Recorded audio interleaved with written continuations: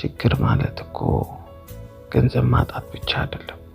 ችግር ማለት የሚለብሱት አጥቶ መታረስም ብቻ አይደለም።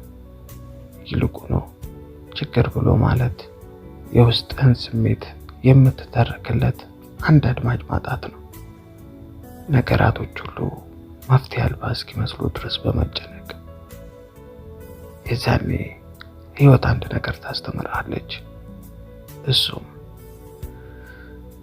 ሰዎችንም ሆነ ፍጥረትን የፈጠረው ጠቢብ የሆነውን ፈጣሪ ከሰዎች በላይ ለአንተ መሸሻያ እሱ እንደሆነ፣ መጠጊያ እሱ እንደሆነ፣ መፍትሄ እሱ እንደሆነ ብቻ ታስባለህ።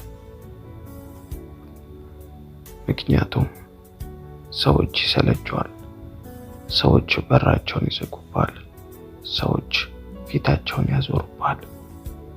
ብቻህን ስትቀር ብቻህን የማይተው ያ የሰዎችም ሆነ ፍጥረት ዓለምን ሁሉ የፈጠረው ጌታ ብቻ ነው። ቅን ሰው ቲዩብ አስተማሪ ቪዲዮዎችን የምታገኙበት ቻናል